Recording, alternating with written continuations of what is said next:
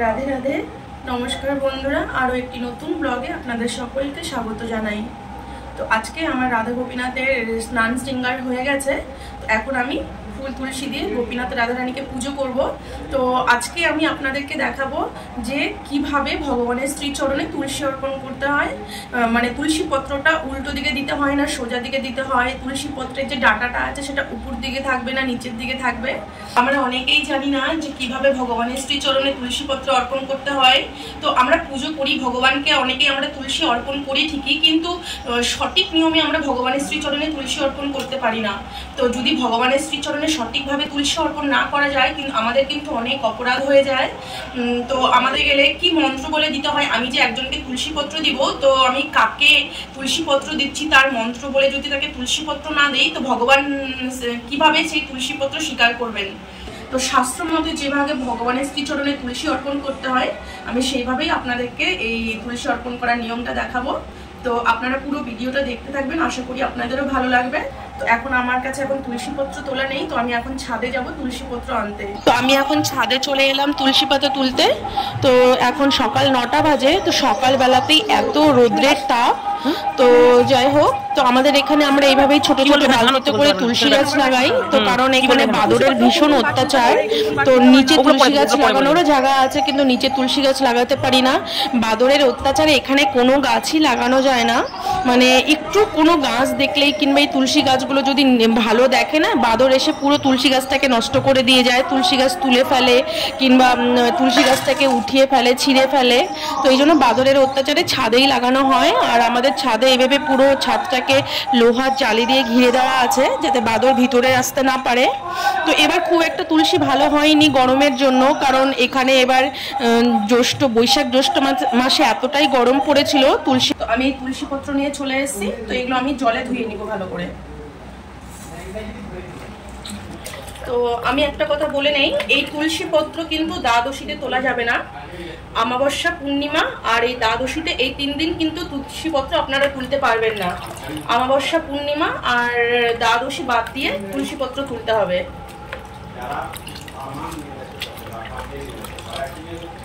তো আমি তুলসী পত্রগুলো ভালো করে ধুয়ে নিলাম। এখন চন্দন বেটে নিচ্ছি। তো তুলসী পত্র সবসময় চন্দন লাগিয়ে লাগিয়ে ভগবানকে অর্পণ করতে হয়। বিনা চন্দনে কিন্তু ভগবানকে তুলসী পত্র দিতে নেই। এই জন্য যখন ভগবানকে তুলসী অর্পণ করবেন তো চন্দন পাতাতে চন্দন বেটে নিয়ে তারপরে তুলসী পত্র চন্দনে ভালো করে ভরিয়ে নিয়ে তারপরে ভগবানের শ্রীচরণে তুলসী অর্পণ করতে হয়। তো আমি এখন চন্দন বেটে নিলাম। তো আমি এখন তুলসী পত্রগুলো সাজিয়ে নিচ্ছি। আমি আগে বলে নেই, এই যে তুলসী পত্রটা যে দিতে হয়, এই তুলসী পত্র কিন্তু ভগবানের শ্রীচরণে মানে দক্ষিণ চরণে তুলসী পত্র 4টে আর বাম চরণে তুলসী পত্র 4টে করে দেওয়ার নিয়ম। তো তুলসী যদি বেশি না থাকে তো একটা করে তুলসী পত্র অর্পণ করলেই হয়। কারণ আমার কাছে তুলসী পত্র বেশি থাকে না, এই জন্য আমি কিন্তু একটা করে অর্পণ করি, মানে 2টো করে, ডান চরণে একটা আর বাম চরণে একটা করে। তো তুলসী পত্র যখন অনেক বেশি থাকে তখন আমি 4টে ডান চরণে আর 4টে বাম চরণে অর্পণ করি। সবসময় ভগবানকে 4টে করে তুলসী অর্পণ করার নিয়ম। তো আমাকে একজন কমেন্ট করেছে যে রাধারানীকে কেন তুলসী অর্পণ করো, যে মাতাজি রাধারানীকে তুলসী অর্পণ করবেন না। তো আমি আগেই বলে নেই, ভগবান শ্রীকৃষ্ণের থেকে কিন্তু রাধারানী কখনোই আলাদা না। ভগবান শ্রীকৃষ্ণেরই শক্তি হচ্ছে রাধারানী। রাধা কৃষ্ণ কিন্তু একই স্বরূপ, খালি লীলা করার জন্য 2টি দেহ ধরলেন। তো রাধারানী যখন শ্রীকৃষ্ণের থেকে আলাদা না, তো আমি কেন রাধারানীকে তুলসী অর্পণ করব না? এই জন্য আমরা কিন্তু রাধারানীকেও তুলসী অর্পণ করি, এটা শাস্ত্রের নিয়ম আছে। আমি কিন্তু যে ভগবানকে ফুল তুলসী দিয়ে পুজো করছি সমস্ত কিন্তু শাস্ত্র মতেই পুজো করছি, শাস্ত্রর বাইরে কিন্তু আমি কিচ্ছু করছি না। আমি যে ভগবানকে তুলসী অর্পণ করি সেটাও শাস্ত্রে যেমনভাবে বলা আছে আমি তেমনভাবেই ভগবানকে তুলসী অর্পণ করি। এই জন্য আমি রাধারানীকেও তুলসী অর্পণ করি, এটাই হচ্ছে আসল কারণ। কারণ রাধারানী শ্রীকৃষ্ণর থেকে আলাদা না, শুধু লীলার জন্য 2টি দেহ ধরলেন। এই জন্য আমরা ভগবান রাধারানীকেও অর্পণ করব, ভগবানকেও অর্পণ করব। আমি যখন তুলসীটা অর্পণ করব, দেখো এটা হচ্ছে তুলসী সোজা দিক আর এটা হচ্ছে উল্টো দিক। তো আমি কিন্তু যখন অর্পণ করব তখন কিন্তু ভগবানের সোজা দিকটা, এই সোজা দিকটা ভগবানের শ্রী চরণে দেব, আর উল্টো দিকটা কিন্তু ওপর দিকেই থাকবে। আর এই যে তুলসী পত্রের যে ডাঁটিটা আছে এই ডাঁটাটা কিন্তু সবসময় নিচের দিকে থাকবে। তো আমি অর্পণ করার সময় দেখিয়ে দিব কিভাবে ভগবানের শ্রী চরণে দিতে হয়। তো আমি প্রথমে তুলসী পত্রগুলো এই চন্দন পাটাতে চন্দন বেটে নিয়েছি। চন্দন বেটে নেওয়ার পর এই তুলসী পত্রগুলো আগে ভালো করে সাজিয়ে নেই, তাহলে অর্পণ করতে সুবিধা হয়। তুলসী পত্রগুলো সাজিয়ে নিব। তো আমার কাছে এখন ভালোই তুলসী আছে, তো আমি এখন ভগবানের শ্রী চরণে 8টে করেই তুলসী অর্পণ করব। ডান চরণে 4টে আর বাম চরণে 4টে। তো আমি কিন্তু শ্রীকৃষ্ণকে যেভাবে তুলসী অর্পণ করব, তো রাধারানীকেও ওইভাবে তুলসী অর্পণ করব। তো রাধারানীর ডান চরণেও 4টে, বাম চরণেও 4টে, রাধারানীকেও 8টা আর শ্রীকৃষ্ণকেও 8টা। তো আমি তুলসী পত্রগুলো এখন সাজিয়ে নিই। তুলসী পত্র অর্পণ করার সময় কিন্তু এই আঙুলটা আমরা ইউজ করবো না, আমরা এইরকম করে ধরবো। এই আঙুলটা কখনো তুলসী পত্রে স্পর্শ করাতে নেই। তো আমরা এইভাবেই তুলসী পত্র অর্পণ ভগবানের চরণে এই দুটো আঙ্গুল দিয়ে অর্পণ করব। এগুলো হচ্ছে তুলসী মঞ্জুরি। এই মঞ্জুরিগুলো দেখতে পাচ্ছ, যখন তুলসী গাছের যে মঞ্জুরি বের হয়, সেই মঞ্জুরি কিন্তু বের হওয়ার সঙ্গে সঙ্গে আমাদের তুলে নিতে হয়। এই কোমল মঞ্জুরি, মানে এই মঞ্জুরিটা এখনো বুড়ো হয়নি। তো এই মাঝখানে দেখো ছোট্ট মঞ্জুরি বেরিয়েছে। তো এরকম মঞ্জুরি হলে তুলে নিতে হয়। তখন এই মঞ্জুরিটা গিরিরাজ, আমার আসনে যে গিরিরাজটি আছেন, তখন এই গিরিরাজকে এইরকম তুলসী মঞ্জুরি অর্পণ করতে হয়। আর ভোগের উপরেও এইভাবে তুলসী মঞ্জুরি অর্পণ করার নিয়ম। আমি শাস্ত্র মতে বলছি, এই কোমল মঞ্জুরি ভোগের উপরেও অর্পণ করতে হয় গিরিরাজের চরণে, আর ভগবান শ্রীকৃষ্ণের চরণে এইভাবে কোমল তুলসী মঞ্জুরি অর্পণ করার নিয়ম। তো যাদের কাছে তুলসী মঞ্জুরি হয়তো থাকে না, তারা তুলসী পাতা এভাবে অর্পণ করবে। এই পাত্রে তুলসী পত্র আমি সাজিয়ে নিয়েছি, আর এইভাবে মঞ্জুরিগুলো সাজিয়ে নিয়েছি। আমি এগুলো গিরিরাজকে অর্পণ করব। তো আমি এখন ভগবানের শ্রীচরণ তুলসী অর্পণ করব। আপনারা পুরো ভিডিওটা দেখতে থাকেন, আপনারা অনেক কিছু ভিডিওটা থেকে জানতে পারবেন, শিখতে পারবেন। তো আমি এখন পুজো স্টার্ট করব। তো আমি কিভাবে পুজো স্টার্ট করি তো সেটাই এখন দেখাবো। তো প্রথমে ফুল দিয়ে গুরুদেবকে পুজো করে নিতে হবে। তো এটা হয়তো শুনে অনেকেই অবাক হবেন, গুরু পুজো আগে কেন করতে হবে? হ্যাঁ, কারণ আমাকে রাধা গোবিন্দকে তো গুরুদেবই চেনালো। আমি রাধা গোবিন্দকে কোথা থেকে জানলাম? গুরুদেবের থেকে জানলাম। তো আগে আমি বলে নেই আমাদের আসনে কে কে আছে। না, তো ইনি হচ্ছেন আমার গোপীনাথ আর রাধারানী। তো রাধারানী গোপীনাথের ইনি চিত্রপট, আর ইনি হচ্ছেন আমার গোপাল, আর এটা হচ্ছে আমার রাধারানীর শ্রীচরণ, মানে এই রাধারানীর শ্রীচরণ, রাধারানীর চরণের চিহ্নগুলো। তো আর ইনি হচ্ছেন আমার গিরিরাজ মহারাজ। তো আমি আগে বলে নেই, ইনি হচ্ছেন গোবর্ধন পর্বতের শিলা। তো আমাকে একজন প্রশ্ন কমেন্ট করেছেন যে ইনি কে। তো আমি বলে নেই, ইনি হচ্ছেন সেই গিরিরাজ যে গিরিরাজকে ভগবান শ্রীকৃষ্ণ নিজের কেনি আঙ্গুলে তুলে ধরেছিলেন ব্রজে রক্ষার জন্য। তো সেই গিরিরাজ পর্বতই ইনি। তো ইনি সাক্ষাৎ ভগবান শ্রীকৃষ্ণ রাধারানীর যুগল মূর্তি। এই জন্য আমরা গিরিরাজকে সাক্ষাৎ ভগবান রাধারানীর যুগল মূর্তি হিসেবেই পুজো করি। আর ইনি হচ্ছেন মহাপ্রভু পঞ্চতত্ত্ব। ইনি হচ্ছেন মহাপ্রভু শ্রী শ্রী গৌরাঙ্গ মহাপ্রভু। ইনি হচ্ছেন শ্রী শ্রী নিত্যানন্দ প্রভু, শ্রী শ্রী অদ্বৈত প্রভু। তো এই তিনজন হচ্ছে ঈশ্বর তত্ত্ব, আর ইনি হচ্ছেন গদাধর শ্রীবাস। এই দুজন হচ্ছে ভক্ত তত্ত্ব।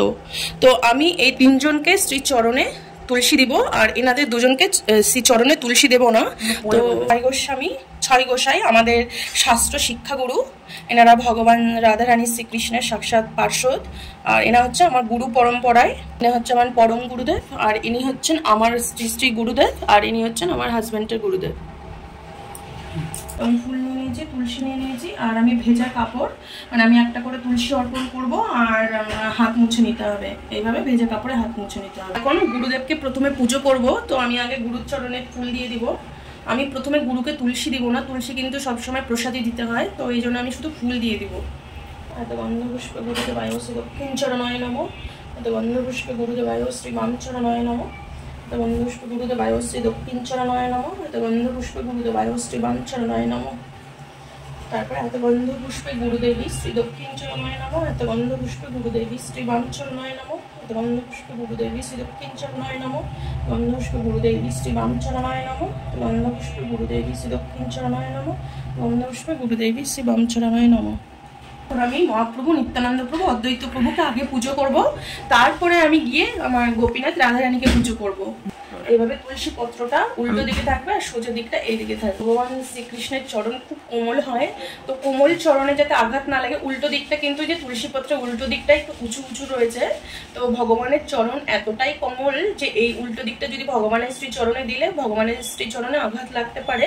এই ভেবে এটা সবসময় উল্টো দিকটা উপর দিকে রাখতে হয় আর সোজা দিকটা ভগবানের শ্রীচরণে অর্পণ করতে হয়। আর তুলসী পত্রের যে ডাঁটাটা আছে এই ডাঁটাটা কিন্তু সবসময় নিচের দিকে থাকবে। এটা কিন্তু অনেকে ওপর দিকে দেয়, কিন্তু এটা কিন্তু ওপর দিকে থাকবে না, এটা সবসময় নিচে থাকবে। তো দেখো আমি চন্দন ভরিয়ে নিয়েছি, চন্দন ভরিয়ে নিয়ে তো আমি এখন ভগবানের শ্রীচরণে অর্পণ করব। তো এতে তুলসী পত্রায় শ্রী শ্রী গৌরাঙ্গ মহাপ্রভু শ্রী দক্ষিণ চরণায় নমঃ। এতে এইভাবে তুলসী পত্রায় শ্রী শ্রী গৌরাঙ্গ মহাপ্রভু শ্রী বাম চরণায় নমঃ।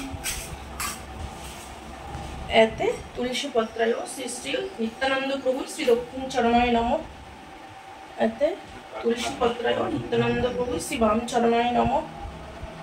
এতে তুলসী পত্রায় শ্রী শ্রী অদ্বৈত প্রভু শ্রী দক্ষিণ চরণায় নমঃ। এতে শ্রী বাম চরণায় নমঃ। তো একটা করে তুলসী পত্র অর্পণ করে করে এই ভেজা কাপড়ে হাত মুছে নিতে হবে।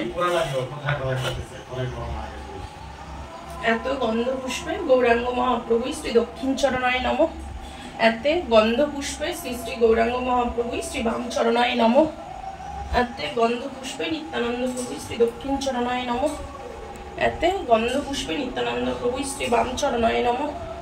এতে গন্ধ পুষ্পে শ্রী শ্রী অদ্বৈত প্রভু শ্রী দক্ষিণ চরণায় নমঃ।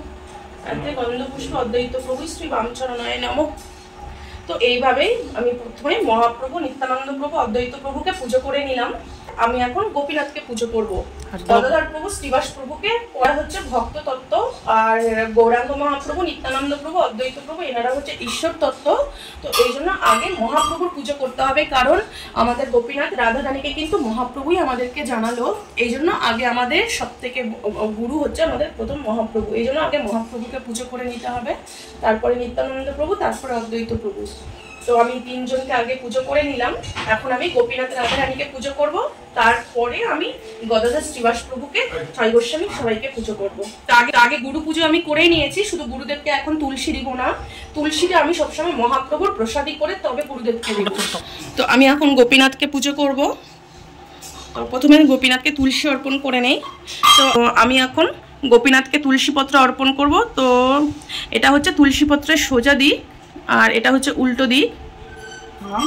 তো এই ডাটাটা কিন্তু সবসময় নিচের দিকে থাকবে, ডাটাটা কিন্তু ওপর দিকে থাকবে না।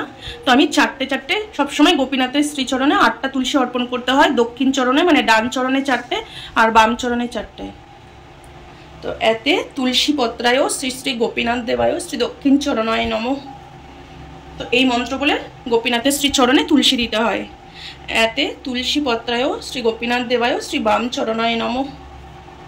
তো আমি সেম প্রসেসে রাধারানীকেও তুলসী অর্পণ করব। তো রাধারানী শ্রীকৃষ্ণের থেকে কখনোই আলাদা না, রাধারানী শ্রীকৃষ্ণ একই স্বরূপ। তো এই জন্য আমরা রাধারানীর শ্রীচরণেও তুলসী অর্পণ করি। তো এইভাবে রাধারানীকেও সেম একইভাবে সোজা দিকটা রাধারানীর শ্রীচরণে যাবে, উল্টো দিকটা কিন্তু ওপর দিকে থাকবে, আর ডাটাটা সবসময় নিচের দিকে থাকবে। তো এতে তুলসী পত্রায় রাধারানী শ্রী দক্ষিণ চরণায় নমঃ। তো এতে তুলসী পত্রায় রাধারানী শ্রী বাম চরণায় নমঃ। তো আমি এখন রাধারানীর শ্রীচরণ চিত্রপটেও তুলসী অর্পণ করব। তো এতে তুলসী পত্রায় রাধারানী শ্রী দক্ষিণ চরণায় নমঃ। এতে তুলসী পত্রায় রাধারানী শ্রী বাম চরণায় নমঃ। একটা করে তুলসী অর্পণ করতে হবে, আর এই ভেজা কাপড়ে হাত মুছে নিতে হবে। এবার চিত্রপটেও তুলসী অর্পণ করব। তো তুলসী চিত্রপটে আমি 8টা করে তুলসী অর্পণ করব না, কারণ আমার কাছে এত তুলসী নেই। তো আমি একটা করেই তুলসী দেব। এতে তুলসী পত্রায় শ্রী শ্রী গোপীনাথ দেবায় শ্রী দক্ষিণ চরণায় নমঃ। এতে তুলসী পত্রায় শ্রী গোপীনাথ দেবায় শ্রী বাম চরণায় নমঃ। এতে তুলসী পত্রায় রাধারানী শ্রী দক্ষিণ চরণায় নমঃ। তো তুলসী পত্রায় রাধারানী শ্রী বাম চরণায় নমঃ।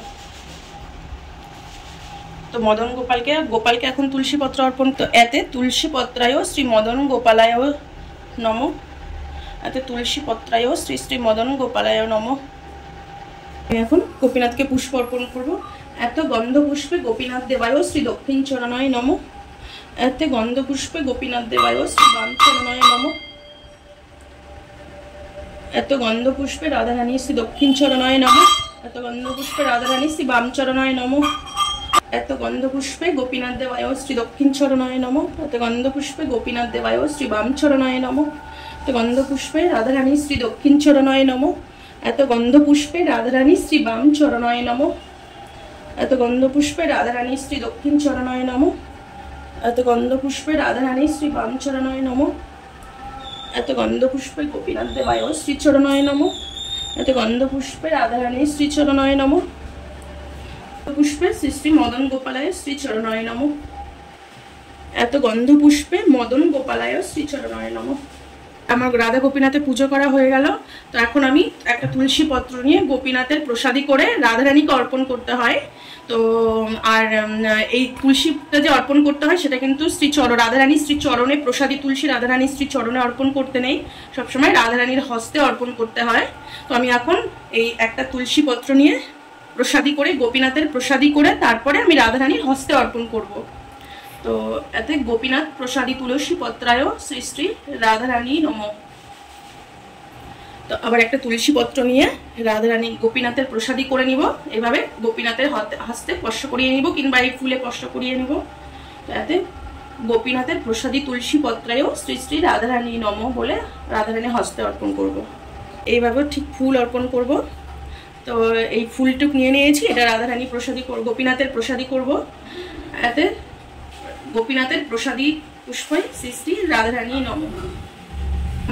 আমরা এখন রাধারানীর যে অষ্টসখী আছে ললিতা বিশাখা, তাদেরকেও পুজো করব। তো আমি এখানে ললিতা বিশাখার এত মূর্তি নেই, এই জন্য আমি গোপীনাথের তুলসী পত্র প্রসাদী করে রাধারানীকেই দিব। কারণ রাধারানীর যে অষ্টসখী, তো সেই অষ্টসখী রাধারানীর থেকে কখনোই আলাদা না, অষ্টসখী আর রাধারানী একই। তো আমি রাধারানীকে অষ্টসখী নাম বলে তুলসী পত্র দিলে অষ্টসখী তুলসী পত্র পেয়ে যায়। তো আমি একটা তুলসী পত্র নিয়ে গোপীনাথের প্রসাদী করে তারপরে রাধারানী ললিতা বিশাখা সখী বৃন্দভকে দিব। তো এতে গোপীনাথের প্রসাদী তুলসী পত্রায় ললিতা বিশাখা সখী বৃন্দভ্যই নমঃ বলে রাধারানীর হস্তে দিব। এত গন্ধ পুষ্পে রাধারানী ললিতা বিশাখাদি সখী বৃন্দভ্যই শ্রী চরণায় নমঃ। পুষ্প ললিতা বিশাখাদি শ্রী চরণে অর্পণ করে দিলাম। তো আমি এখন গিরিরাজ্যের পুজো করব। ইনি হচ্ছেন সাক্ষাৎ রাধারানী আর শ্রীকৃষ্ণের যুগল মূর্তি, স্বয়ং গিরিরাজ মহারাজ। এই গিরিরাজ মহারাজকেই ভগবান শ্রীকৃষ্ণ নিজের কেনি আঙ্গুলে তুলেছিলেন এই ব্রজধাম রক্ষার জন্য। তো গিরিরাজ্যে এরকম কোমল তুলসী মঞ্জুরি পত্র দিব। তাতে তুলসী পত্রায় শ্রী শ্রী গিরিরাজ মহারাজায় শ্রী চরণায় নমঃ। এতে তুলসী পত্রায় শ্রী শ্রী গিরিরাজ মহারাজায় শ্রী চরণায় নমঃ। এতে তুলসী পত্রায় গিরিরাজ মহারাজায় শ্রী চরণায় নমঃ। আর এদিকে পুষ্প দিব। এত গন্ধ পুষ্পে শ্রী শ্রী গিরিরাজ মহারাজায় নমঃ। তো এতে গন্ধ পুষ্পে শ্রী শ্রী গিরিরাজ মহারাজায় নমঃ। এত গন্ধ পুষ্পে গিরিরাজ মহারাজায় নমঃ।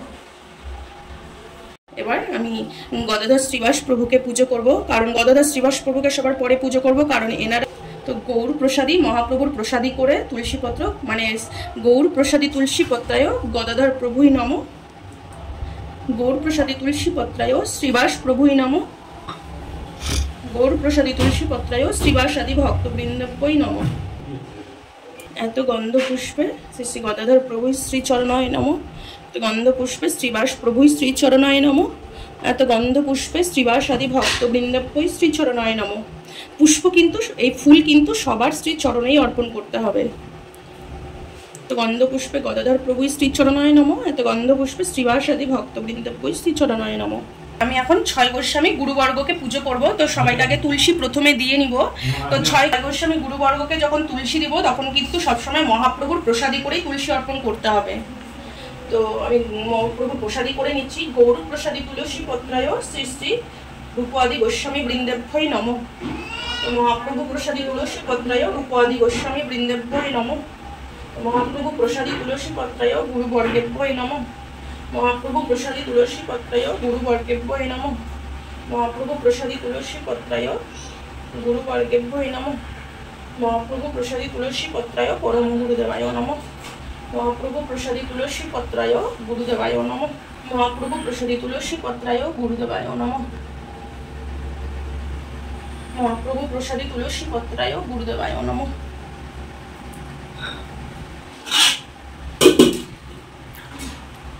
এত গন্ধ পুষ্পে রূপাদি গোস্বামী বৃন্দেভ্যই শ্রী চরণায় নমঃ। এত গন্ধ পুষ্পে রূপাদি গোস্বামী বৃন্দেভ্যই শ্রী চরণায় নমঃ। এত গন্ধ পুষ্পে গুরুবর্গেভ্যই শ্রী চরণায় নমঃ। এত গন্ধ পুষ্পে পরাৎপর গুরুদেবায় শ্রী চরণায় নমঃ। এত গন্ধ পুষ্পে পরম গুরুদেবায় শ্রী চরণায় নমঃ। তো আমার গুরুদেবের চরণে ফুল দেওয়া আছে, তো আমি একটা করে ফুল নিয়ে মহাপ্রভুর প্রসাদী করে তারপরে গুরুদেবকে দিব। তো গৌর প্রসাদী গন্ধ পুষ্পে গুরুদেবায় নমঃ। গৌর প্রসাদী গন্ধ পুষ্পে গুরুদেবায় নমঃ। গৌর প্রসাদী গন্ধ পুষ্পে গুরুদেবায় নমঃ। তো এই যে প্রসাদী করে ফুলটা কিন্তু চরণে না, গুরুদেবের মস্তকে যাবে, হস্তে যাবে। তো আমি মস্তকে দেওয়ার জায়গা নেই, তো আমি নিচে রেখে দিলাম। এই প্রসাদী ফুল কিন্তু কখনোই মহাপ্রভুর প্রসাদী করে যে ফুল তুলছি সেটা কিন্তু কখনোই চরণে দিতে নেই, সবসময় বক্ষে মস্তকে আমরা হস্তে দিতে হয়। তো আমি মহাপ্রভুর প্রসাদী করে নিলাম ফুল। তো গৌর প্রসাদী গন্ধ পুষ্পে গুরুদেবায় নমঃ বলে নিচে রেখে দিলাম। এটা গুরুদেবের মস্তকেই অর্পণ করলাম, কিন্তু মস্তকে তার ফুল দেওয়ার জায়গা নেই, তো এই জন্য নিচে রেখে দিলাম। তো আমার পুজো হয়ে গেল। তো আমার ঘরের ফুল তুলসী দিয়ে পুজো কমপ্লিট হয়ে গেল। তো এখন আমি তুলসী দেবীকে জল দিয়ে তুলসী দেবীর 4 বার হরিনাম দিয়ে পরিক্রমা করব। তো পুজো করার পরে যদি হরিনাম দিয়ে 4 বার পরিক্রমা না করা হয় তো পুজো আধা থেকে যায়। তো গোবিন্দ বল্লভং দেবী ভক্তি চৈতন্য করিণম স্নাপায়ামি জগদ্ধাত্রী কৃষ্ণ ভক্তি প্রদায়িনম। গোবিন্দ বল্লভং দেবী ভক্তি চৈতন্য করিণম স্নাপায়ামি জগদ্ধাত্রী কৃষ্ণ ভক্তি প্রদায়িনম। গোবিন্দ বল্লভং দেবী ভক্তি চৈতন্য করিণম স্নাপায়ামি জগদ্ধাত্রী কৃষ্ণ ভক্তি প্রদায়িনম। এই মন্ত্র বলে তুলসী গাছে জল দিতে হয় আর এই ফুল অর্পণ করতে হয়। এতে গন্ধ পুষ্পে শ্রী শ্রী তুলসী দেবী নমঃ। তো গন্ধ পুষ্পে তুলসী দেবী নমঃ। হরে রাম হরে রাম রাম রাম হরে হরে হরে কৃষ্ণ হরে কৃষ্ণ কৃষ্ণ কৃষ্ণ হরে হরে হরে রাম রাম রাম হরে হরে হরে কৃষ্ণ কৃষ্ণ কৃষ্ণ হরে হরে রাম রাম রাম হরে হরে হরে কৃষ্ণ কৃষ্ণ কৃষ্ণ হরে হরে হরে রাম রাম হরে হরে হরে কৃষ্ণ কৃষ্ণ কৃষ্ণ হরে হরে হরে রাম রাম হরে হরে কৃষ্ণ কৃষ্ণ কৃষ্ণ হরে হরে হরে রাম রাম হরে হরে কৃষ্ণ কৃষ্ণ ধন্যবাদ করে দাও। বৃন্দায় তুলসী দেবে প্রিয়ায় কেশবস্য চ কৃষ্ণ ভক্তি পদে দেবী সত্যবতে নম নম। এই মন্ত্র বলে তুলসী দেবীকে প্রণাম করতে হবে 4 বার পরিক্রমা দেওয়ার পরে। তো বন্ধুরা আমার পুজো পুরো কমপ্লিট হয়ে গেল। তো আমি কিভাবে ভগবানের শ্রীচরণে তুলসী দিতে হয়, কিভাবে তুলসী পত্র কি মন্ত্র বলে দিতে হয় সেটাও আমি পুরো দেখিয়ে দিলাম। তো ভিডিওটি যদি তোমাদের ভালো লেগে থাকে, তো তোমরা যদি ভিডিওটা থেকে যদি কিছু শিখতে পারো তাহলে আমার খুব ভালো লাগবে। আর ভিডিওটা যদি তোমাদের ভালো লেগে থাকে, তোমরা যদি কিছু শিখে থাকো তাহলে প্লিজ আমার এই চ্যানেলটি সাবস্ক্রাইব করে দিও আর একটি লাইক করে দিও আর একটা শেয়ার করে দিও। তোমাদের যদি আরও কিছু জানার থাকে তাহলে তোমরা আমাকে কমেন্ট বক্সে কমেন্ট করে জানিও, তাহলে তোমাদের জন্য আমি আরও নতুন ধরনের ভিডিও নিয়ে আসবো। তো আজকের ভিডিওটা এই পর্যন্তই, আবার দেখা হবে পরের ভিডিওতে। তো সবাই ভালো থাকবেন, সুস্থ থাকবেন। তো আজকে এখানেই শেষ করছি। রাধে রাধে।